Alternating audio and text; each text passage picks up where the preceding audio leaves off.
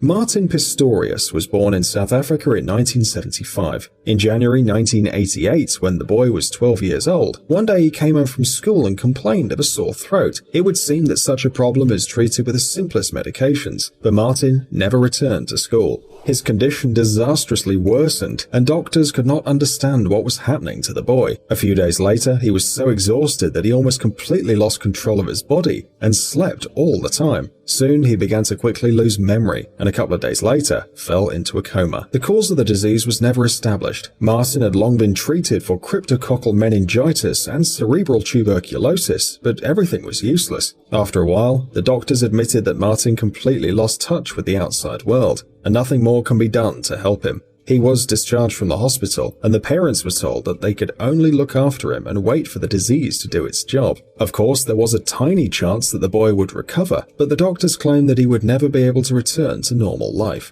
In a state of coma, people rarely live long, but Martin, contrary to all predictions, kept hanging on to his life. However, was this existence a real life? He spent more than 10 years at home. Everyone thought that he'd lost all contact with the outside world, but Martin claims that he regained consciousness a couple of years after he fell ill. I was completely unresponsive. I was in a virtual coma. I was lost in the land where dragons lie and no one could rescue me, Martin shared. When he was 17 years old, he completely regained his consciousness. Memory returned to him, but the guy still couldn't talk. He felt like a ghost because people seemed to look through him, and Martin himself could only watch them. However much I tried to beg and plead, shout and scream, I couldn't make them notice me, Martin wrote later. The stark reality hit me that I was going to spend the rest of my life like that, totally alone. The guy was trapped, and his only interlocutor was his own thoughts that could not be called joyful. Once Martin even heard his mother, in a fit of despair, said that it would be better if all this ended right now,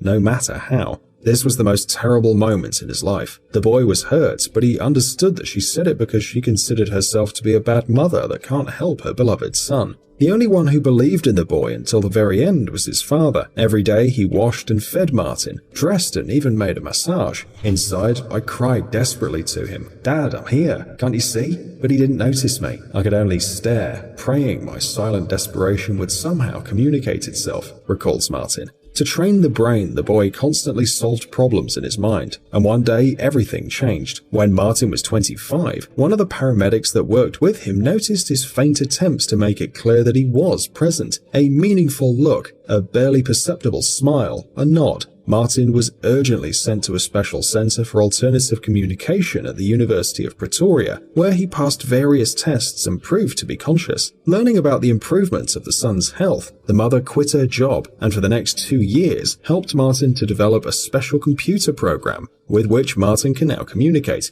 He chooses words and the laptop speaks for him. Hello, I would like to introduce myself. My name is Martin Pistorius. Having received the opportunity to communicate, the guy was able to finish college and even got a job as a designer in a web company. Long and heavy rehabilitation did its job. A facial expression returned to Martin, the movements of the upper body. In 2008, he met his sister's friend Joanna. A year later, they got married and lived happily together in the UK. "I'm happy with who I am," says Martin. "Life can change so quickly. It is important to appreciate what you have at the moment." In 2011, Martin Pistorius' book Ghost Boy was published, in which he told his story and shared all the experiences that he'd had while he was locked inside his own body. Martin calls on everyone to treat each other with kindness, respect and sympathy. Never underestimate the power of reason, the importance of love and faith, and don't ever stop dreaming. But no matter how marvelous the story of Martin seems, it's not the only one. In 2007, a Polish guy named Jan Grzebski came to his senses after spending 19 years in a coma. Yes, friends, for 19 years. In the 80s, Jan, who was at that time 46 years old, worked as a trackman on the railway. But during the work, he was seriously injured by a fastening of the car and was urgently sent to the hospital. Doctors told the relatives the sad news. In addition to the injuries received, Jan suffered from a brain tumor and soon fell into a coma.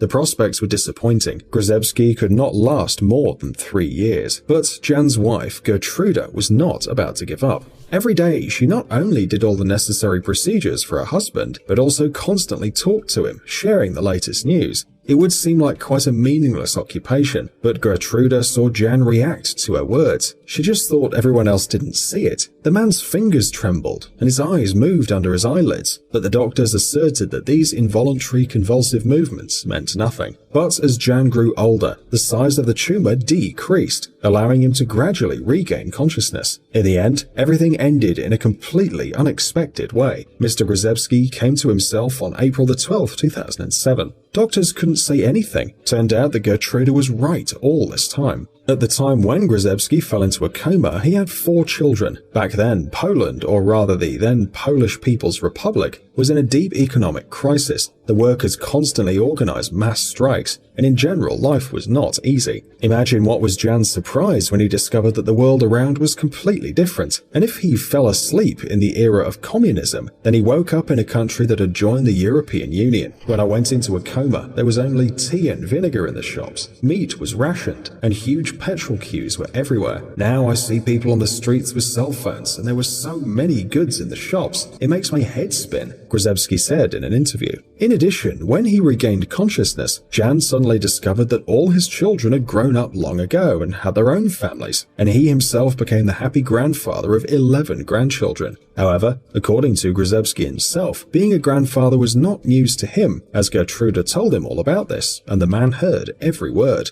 Another similar case occurred to a guy named Juan Torres. In 2013, when Juan was only 19, his parents discovered that he was unconscious on the floor of his own bedroom. The boy didn't speak, he couldn't eat or move independently. Doctors told relatives that the young man is in a vegetative state, and it was possible he could stay like this for the rest of his life. It was completely unclear why Juan suddenly disconnected from the world. The night before, nothing strange had happened to him, and he didn't feel unwell. According to the parents, he just came home from work, ate a salad and went to bed. But something happened that night, and in the morning, the mother found Juan unconscious. It's been 2 whole years before some changes had taken place in his condition. One day on Thanksgiving Day, family members took the young man to the backyard to have some fresh air. Juan's favorite dogs were playing around, and suddenly his father made a strange decision. He put a dog's whistle on his son's lips, and suddenly Juan whistled. It was obvious this wasn't a simple reflex, and it soon became clear that the guy began to recover. Soon after the unexpected experiment,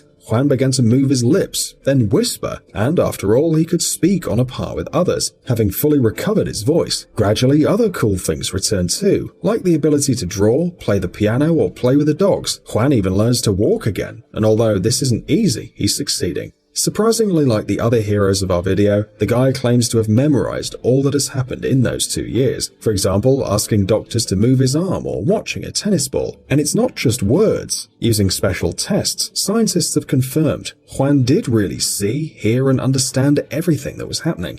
He also told he was very upset about this. He couldn't communicate with his family and wasn't able to do what the doctors asked him to do. It was really sad. In the end, Juan Torres was able to overcome his unknown disease, return to school, and even engaged in sports, including wheelchair rugby.